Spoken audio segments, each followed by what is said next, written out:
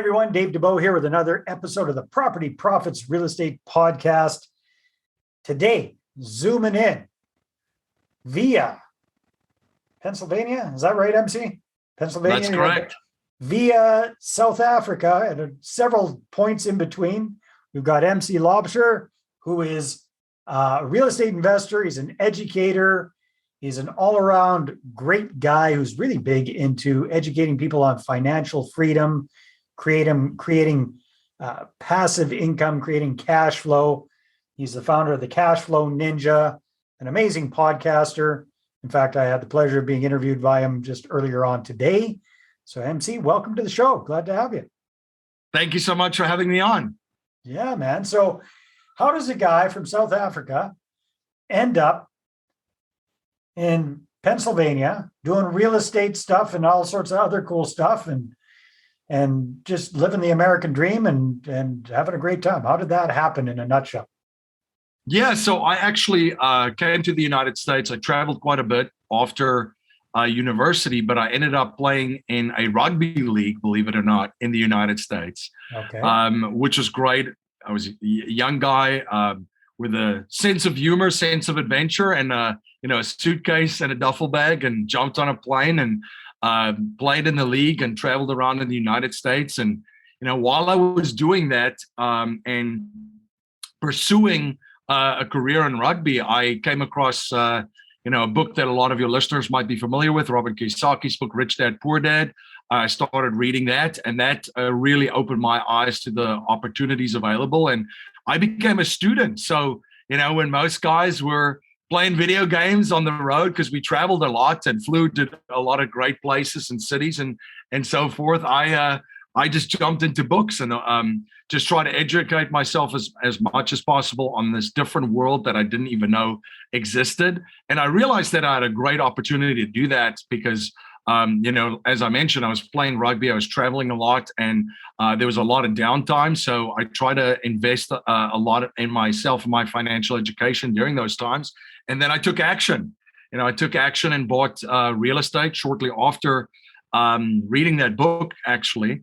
And then, of course, I got my tenants into the property. This property I bought in South Africa on a visit back home. I got some tenants in there. I collected rent. I paid all of the bills associated with it, and there was money left over at the end of the month. And the 21, 22-year-old that I was at that stage said, "Wow, this is incredible. How many times?" I don't even need to get my head bashed in on a rugby pitch to make this money, for crying out loud. Yeah. Yeah, exactly. At that stage, I just looked at it and said, this is obviously a proof of concept. How many times can I do it? And of course, as every real estate investor will tell you, that's when school starts. So then, of course, you take a couple of knocks. You have folks that don't pay, destroy your property. All the things that can happen in real estate happened to me. And then, school was in session. So, continue to pursue my knowledge in investing, learning different things, staying up with trends. And, a couple of years ago, this is around 2015, I created a number of companies that one is Producers Wealth. It's a virtual wealth firm that assists people in the United States virtually in 50 states. It was a trend that I saw was happening, and I built a firm to position myself for that. So we went completely virtual. It was tough in 2015. Let me tell you that. But then I also created an educational platform called Cashflow Ninja. It started as a podcast, but it's turned into a full-blown educational company where our mission is to help as many people as possible become self-reliant through education. So we've got a podcast, we've got books, and we've got several programs. And that show was a passion project, but we've been humbled and blessed to have been listened to and downloaded in over 180 countries, millions of downloads, with quite an audience around the world. And, we continue to be passionate to serve all of our listeners out there. Oh, that's wonderful. So MC, you're involved in a bunch of different things right now. When it comes to real estate investing, what's kind of your bread and butter? What do you like to focus on most? Yeah. So I've been invested in several niches. Obviously, multifamily's been great, and we're still doing some deals in multifamily.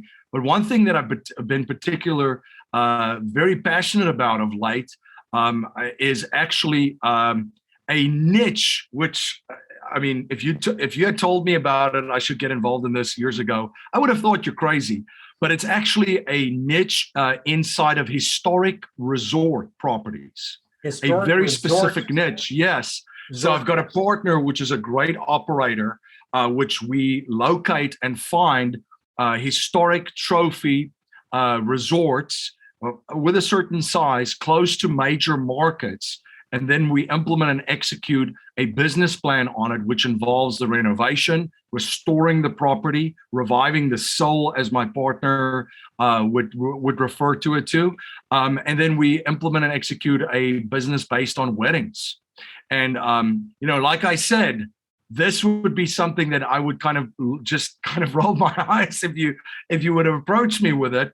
But it's been a fantastic and a very exciting niche to be involved with, even during this time. Really? Last year, actually, 2020 was one of our biggest years at one of the properties. For example, just to give your listeners an example of what we're into, is we bought the third oldest winery in the United States. It's called Renault. It's about, I would say, 40 minutes from Philadelphia.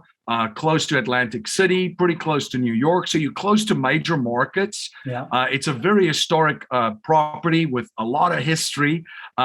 Besides the wine, you can actually make American champagne on it. It's grandfathered in. So that's how old the winery is, which was a very, very big plus, of course.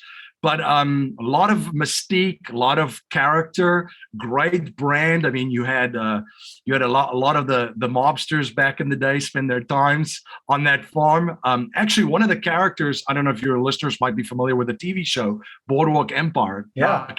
Nucky Thompson was based on one of the characters, Nucky Johnson, that used to stay on that farm. The Kennedys were involved and stayed over there too, and that's why Renault Champagne was drank at John F. Kennedy's inauguration in the White House in the United States. So it had a lot of character, a backstory, mysterious. It's 200 plus acres. It has a golf course, a winery, a hotel, several wedding venues, and what we saw happening in the world, especially with COVID last year, a lot of people would do destination weddings. Well, they no longer did destination weddings. So just the short-term rentals were beneficiaries of folks traveling locally. People saw this as, well, we could almost do a destination wedding on a winery, drink some good wine, get married pretty close to home, and have all of our guests there. So it's just an example. And then we have another property, which is in the process of being rehabbed pretty close to the Washington, D.C. market on Kent Island. So Kent Manor is also 220 acres. So really cool setting right on the Chesapeake Bay. So when it's completed, it's almost going to look like, the Wedding Crasher setting where they had that nice wedding on. Yeah. But also very unique, niche, historic trophy. Bought at a significant discount, just like the winery. Wow, that's another fantastic idea. Hold on to that thought for a sec. We'll be right back. Now, are you a real estate investor who's run out of cash or credit to grow your portfolio? Are you looking to grow your portfolio using other people's money and raising capital? Well, I want to show you how to raise 6 figures or more in 6 weeks or less at my upcoming Investor Attraction Workshop.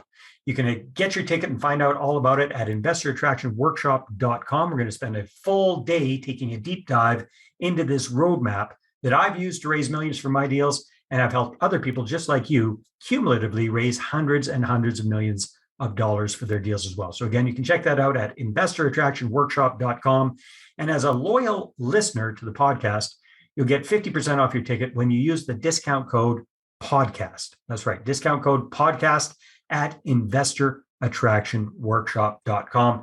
See you at the next workshop. Places kind of run down and mismanaged. That's why you're getting into them at good prices, because they need quite a bit of a lift. Yes. So that you look at, you would see some of them, and it's mom and pops that it's been in the family for years. Yeah. They maybe lost passion for it, maybe lost the enthusiasm for it.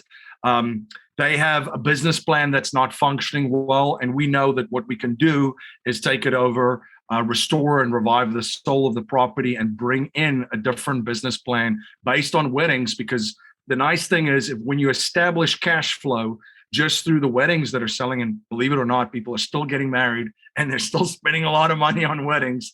But if you have that set up, then there's ancillary income streams that can be built on that. And that's one thing that really caught my attention when my partner was explaining that part to me, saying, wait a second, so you'll have the weddings, you'll have the winery, you'll have the golf, which golf memberships also, I mean, there was a multiple of increase on that. But that was a great revenue stream in 2020 and in this year. You have the hotel, you have drinks, and then of course, if you want to get creative, resorts lease a lot of equipments. So we actually started a separate fund where we would buy the equipment and lease it back to the resorts to create another source of income, and also a great tax benefit in the United States where you can depreciate a lot of equipment if you buy that in your business. So, when you put it all together and you put it in a certain way like that together, it becomes very, very attractive as an investor because you're capitalizing on a couple of trends happening. There's a ton of ancillary revenue streams, and there's also the opportunity to add more. Like, for example, adding live festivals, outdoor festivals and so forth, which we did last year and which we continue to do now. So, yeah, like I said, it's, and folks, when I share what I'm into these days, folks are like, what? I thought you were in multifamily and these other niches, but this has been a lot of fun. It's been, and I've learned a lot. And I think the big key here is to partner with great people and learn from them. Well, yeah, definitely. That is the key, because it would take so long to figure out all that stuff on your own. So yeah, the partnership, absolutely vital. Well, congratulations. That's fascinating and fantastic at the same time. So hats off to you for that. So before we jumped on, MC, you were telling me a little bit about your book that's going to be available. By the time this is getting released, it should be available. Tell me a little bit about this book, because it sounded very, very interesting. Yeah, absolutely. It's the 21 best cash flow niches. So I have, over the course of 5 years, interviewed over 700 people on my podcast, which I refer to as Cashflow Ninjas, the best minds in business, investing, economics, financing, also wealth advisory. I've been absolutely blessed to be able to do that.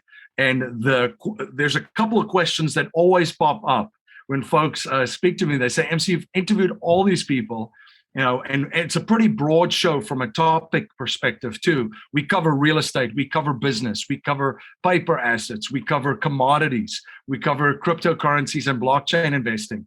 So it's pretty broad. So the question always comes up, MC, what are some of the most interesting investments that people have shared on your show? And it kept coming up and kept coming up. And I said, you know what? One day in 5 years, and I actually picked 5 years, I said, after 5 years of doing this, I'll put a book together and I'll try to narrow down the 21 best cash flow niches, which I did in this book. And I also added 5 bonus ones because it was so hard. There's a lot of incredible cash flow niches and a lot of very talented, creative people out there generating cash flow in ways that have completely blown my mind along with my audience. And it continues to do that. So I'm pretty excited to have it out. So if people want to get a copy, what should they do? Yeah, so cashflowninja.com is where everything is available. But if you want a direct link to the book, you could go to cashflowninja.com/21, the number 21, niches, NICHES. So cashflowninja.com/21, the number 21, niches.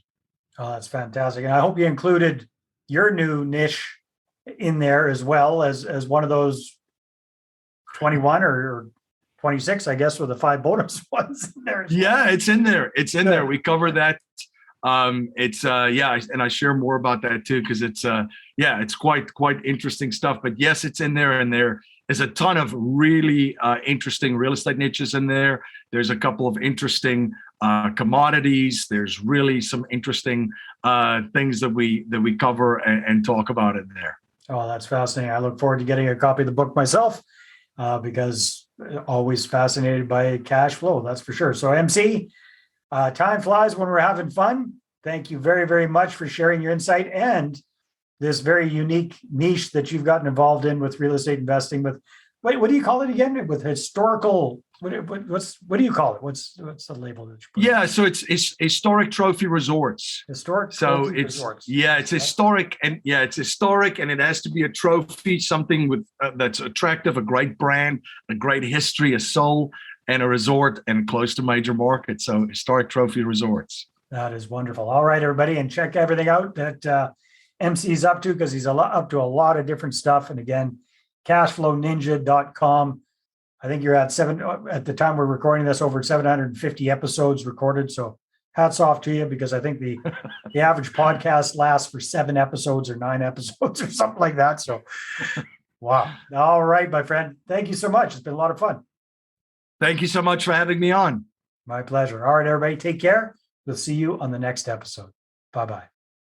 Well, hey there. Thanks for tuning into the Property Profits Podcast. If you like this episode, that's great. Please go ahead and subscribe on iTunes. Give us a good review. That'd be awesome. I appreciate that. And if you're looking to attract investors and raise capital for your deals, then I'm going to invite you to get a complimentary copy of my newest book, right back there. There it is. The Money Partner Formula. You can get a PDF version at investorattractionbook.com. Again, investorattractionbook.com. Take care.